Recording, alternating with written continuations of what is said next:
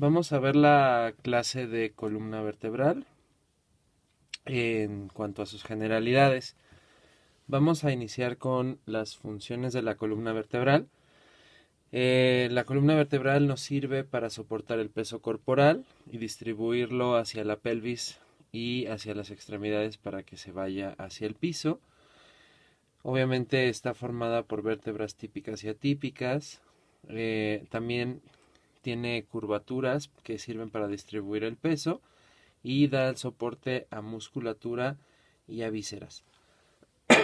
Si nosotros dividimos la columna vertebral en regiones, vamos a ver que la columna tiene la región cervical, la región torácica, la región lumbar, la región sacra y la región coxígea. Si contamos las vértebras que hay en cada región, vamos a tener que hay 7 vértebras cervicales, 12 vértebras torácicas, 5 vértebras lumbares, 5 vértebras sacras fusionadas en un solo hueso y puede haber de 1 a 4 vértebras coxígeas. En total hay de 30 a 34 vértebras. Cuando yo hablo de las curvaturas de la columna vertebral, cuando nacemos tenemos, nuestra columna tiene una forma de C. Aquí represento, esta es la parte anterior y esta es la parte posterior. Si viéramos una vista lateral de la columna, donde está la región cervical, la región torácica, la región lumbar, la región sacra y la región coxígea. Cuando vemos esta C, a lo largo del tiempo y cuando crecemos, estas curvaturas van cambiando y entonces la columna vertebral nos queda de esta manera. Entonces, si se fijan, la región torácica, la región sacra y la región coxígea quedan igual que como cuando nacemos, es decir, tienen la misma forma de C o la misma concavidad anterior y la misma convexidad posterior. Por lo tanto, estas son curvaturas primarias o se consideran como curvaturas primarias. En cambio, la región cervical y la región lumbar cambian de curvatura. Primero la región cervical cuando el niño puede sostener la cabeza y después la región lumbar cuando el niño empieza a caminar o se sostiene en sus dos piernas. Entonces a estas curvaturas que cambian de posición con respecto a cómo nacemos se les dicen que son curvaturas secundarias. La columna vertebral entonces les mencionaba que tiene o está formada por vértebras típicas y vértebras atípicas. Si nosotros describimos las vértebras típicas, van a tener dos partes, un cuerpo vertebral, que es la parte más grande, y un anillo vertebral, que es la parte que tiene más salientes y depresiones óseas. Va a formar un foramen vertebral que por ahí va a estar la médula espinal o va a pasar la médula espinal y ya uniendo varios forámenes vertebrales se forma el conducto medular en la columna vertebral para protegerla. Entonces, si hablamos de las partes de una vértebra tipo, entonces voy a tener el cuerpo vertebral que es macizo y voy a tener lo que une al cuerpo vertebral con el anillo vertebral, este espacio que está aquí se llama pedículo y voy a tener varias salientes, unas que se llaman procesos articulares. Tengo dos procesos articulares superiores y tengo dos procesos articulares inferiores. Entonces tengo 4 procesos articulares. Tengo, después del pedículo, tengo a un proceso que se llama proceso transverso y después el proceso espinoso. Lo que une el proceso transverso con el proceso espinoso o a esta porción del anillo vertebral se le llama lámina, que es la que, por ejemplo, cuando vas a acceder a la columna vertebral, tienes que cortar, a la médula espinal tienes que cortar o hacer una laminectomía. Estas son entonces todas los salientes que forman la columna vertebral vista desde arriba, en una vista superior. Cuerpo vertebral, anillo vertebral. El anillo vertebral tiene dos procesos articulares superiores, dos procesos articulares inferiores. Tiene su pedículo, dos procesos transversos, dos láminas, un proceso espinoso. Si vemos en una vista lateral a la columna vertebral y analizamos un poco sus articulaciones, vamos a ver que aquí están los cuerpos vertebrales, aquí estaría la parte del anillo vertebral con sus procesos articulares superior e inferior.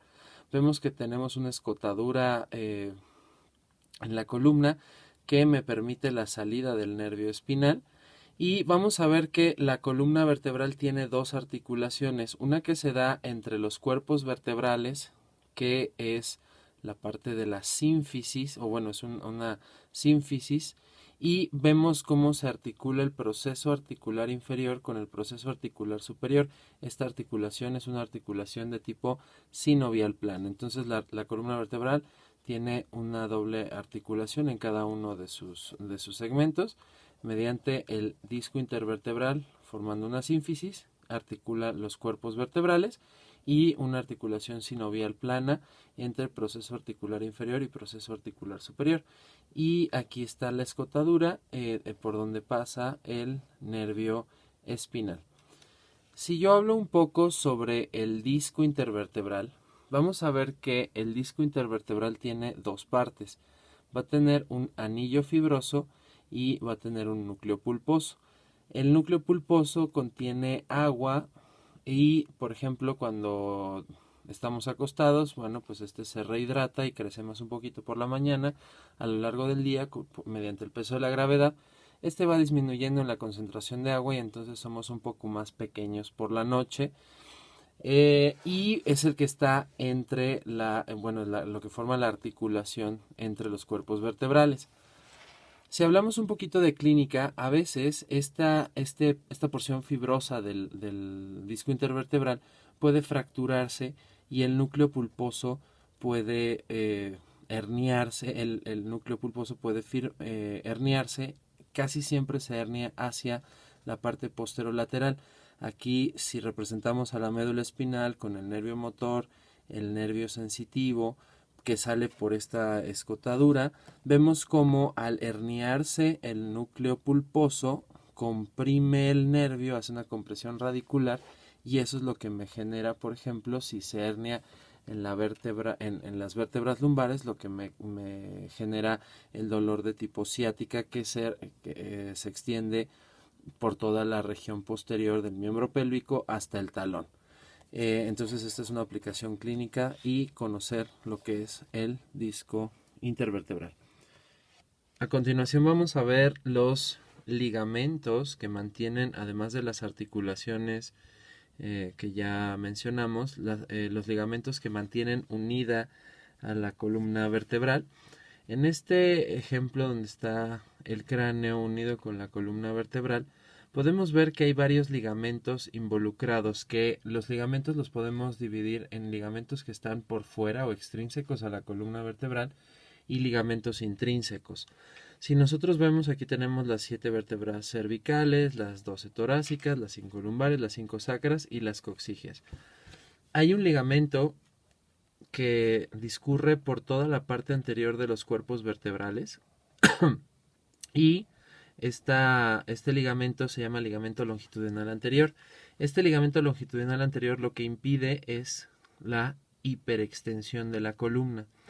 Más o menos cuando llega a la segunda vértebra cervical, este mismo ligamento o el mismo tejido cambia de nombre para llegar hacia la base del occipital y se le conoce como membrana basilar. Entonces es el mismo ligamento que empieza desde la región sacra, discurre por toda la porción anterior de los cuerpos vertebrales y al llegar a la segunda vértebra cervical se convierte en la membrana basilar.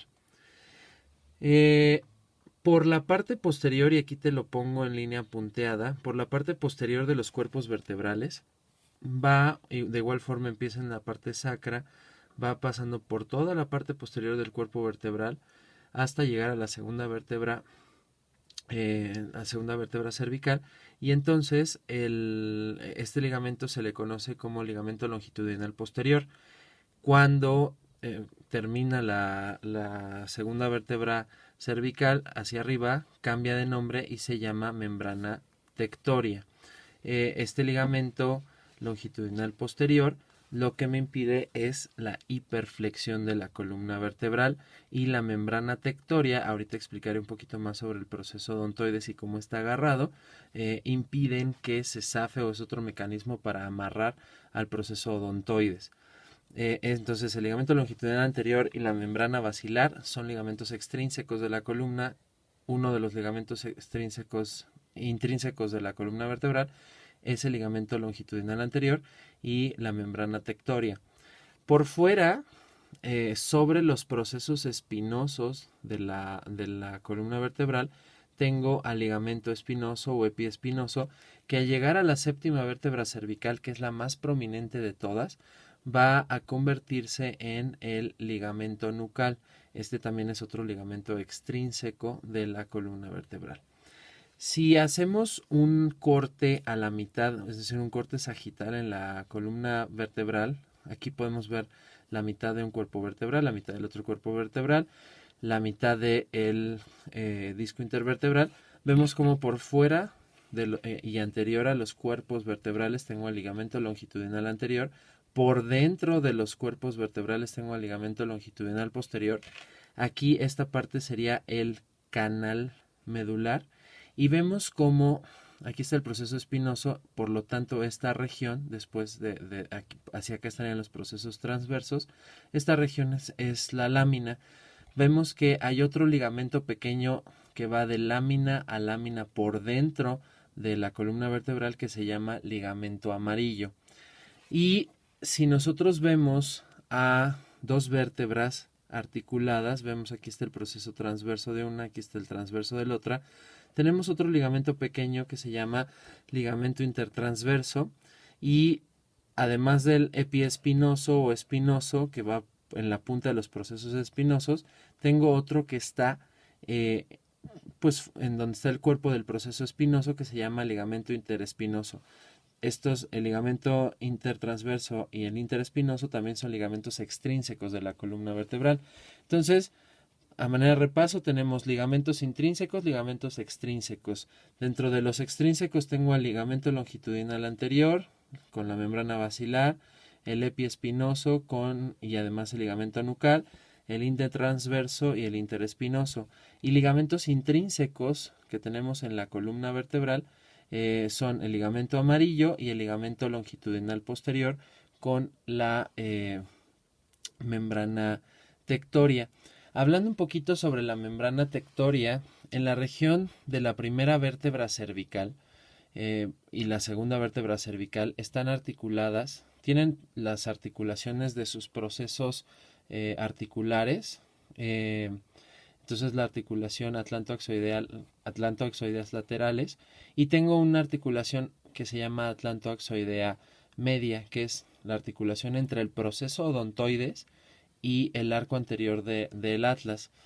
Esta articulación tiene que estar, es la que nos permite, es una articulación en pivote y es la que nos permite girar la cabeza, pero este proceso odontoides es muy frágil y si se desplaza podría llegar a romper la médula espinal y dejar cuadrapléjico al paciente, cuadripléjico. Entonces tiene que estar anatómicamente muy bien agarrado, y está agarrado por un ligamento que se llama cruciforme, que tiene dos fascículos. Tiene un fascículo transverso, un fascículo superior, uno inferior, y dos ligamentos alares. Entonces, eso es lo que agarra al odontoides o fija al odontoides con el arco anterior del atlas, y la membrana tectoria todavía recubre por encima a estos ligamentos para que quede bien agarrado el proceso odontoides.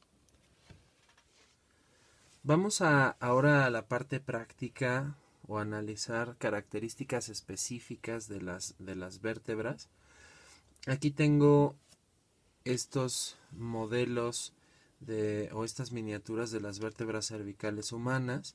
Aquí tengo unas vértebras cervicales de animales, específicamente gato. Aquí también tengo vértebras torácicas, una vértebra lumbar y un hueso sacro. Aquí tengo también un modelo de plástico de el hueso sacro. Entonces vamos a ir analizando características específicas de cada una de las vértebras y cómo poder reconocer en la especie que sea una vértebra y de qué región se trata.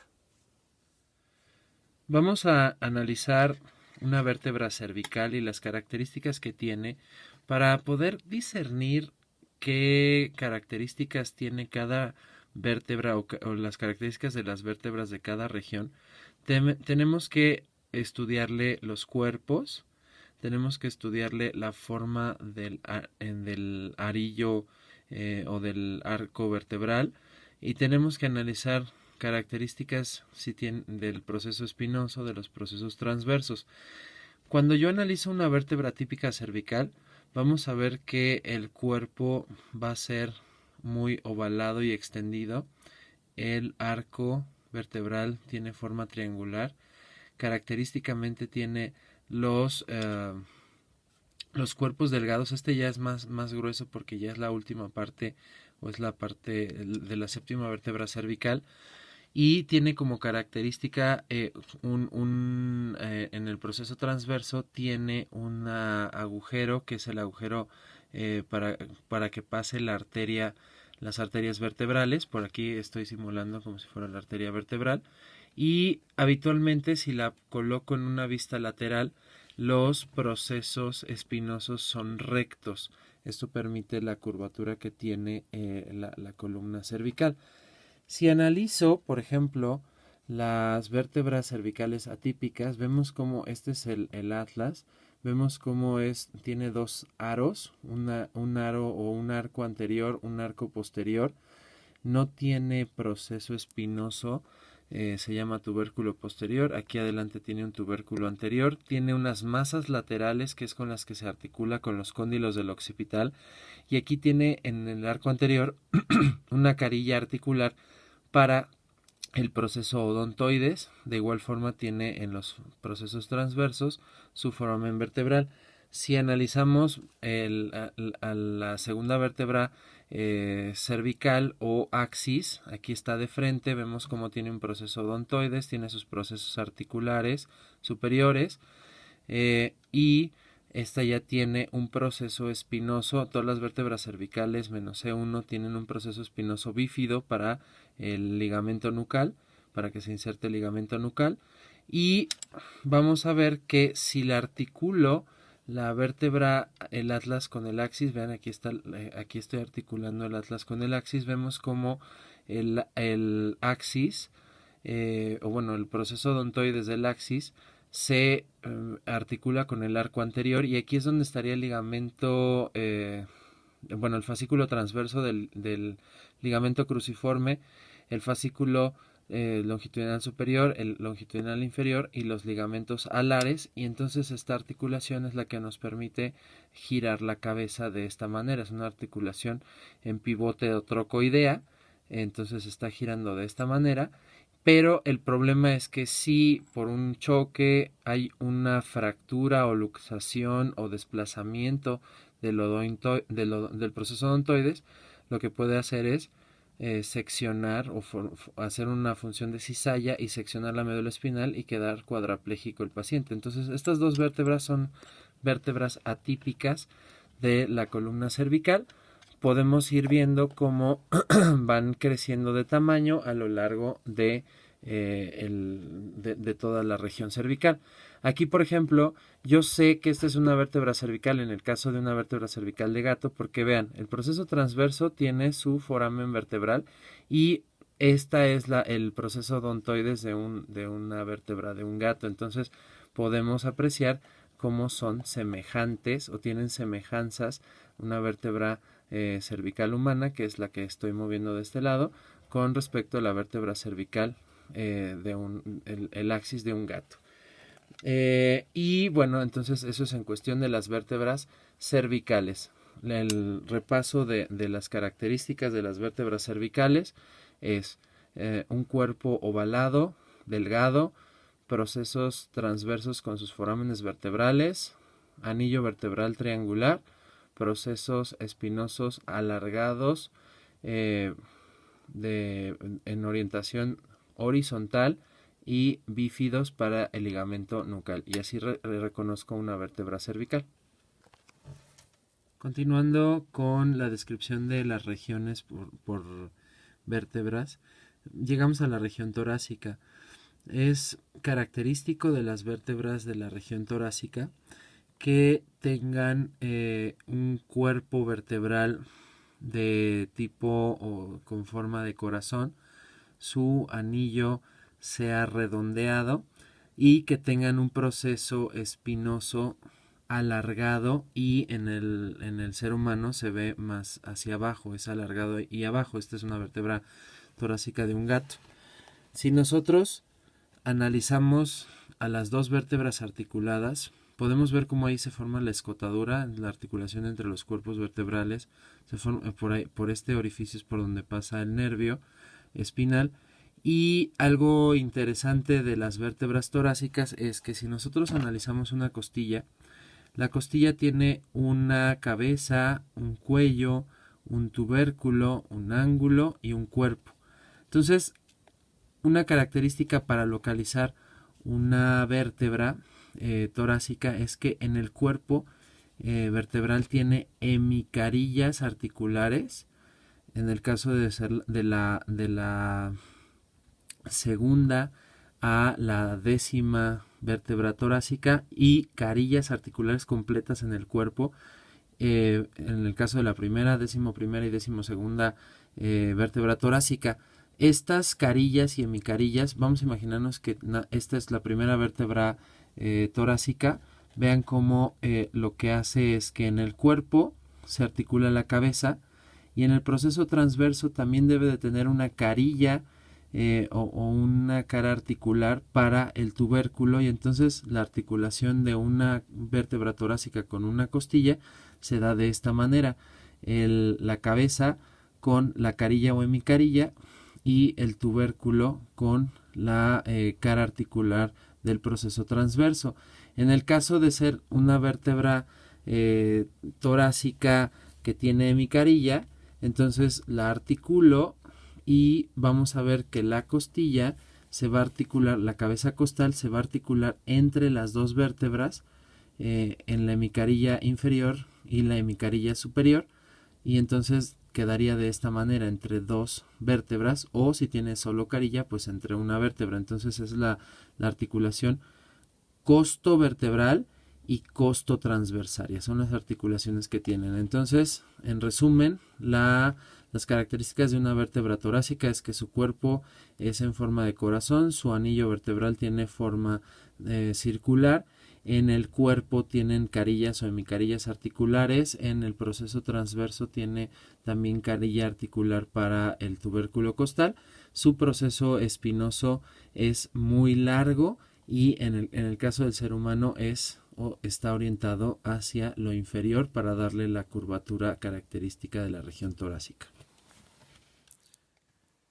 Continuando con la descripción de las vértebras, aquí voy a analizar la vértebra, bueno, sé que es la vértebra lumbar, esta es de un ave, de un pollo, y sé que tiene diferentes características y sé que es una vértebra lumbar por las características que tiene.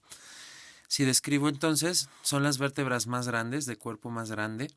El cuerpo se describe como que es arriñonado. Y el proceso espinoso tiene forma cuadrada o forma de H y horizontal. Son las vértebras más grandes de todo la columna vertebral y tienen esas características que son pues fundamentales para reconocer una vértebra lumbar. Cuerpo arriñonado, el agujero vertebral es redondo, tiene un proceso espinoso que se describe como si tuviera forma de hacha y de manera horizontal. Entonces, esta es una vértebra lumbar. Voy a analizar las vértebras sacras, en este caso un animal, es un perro.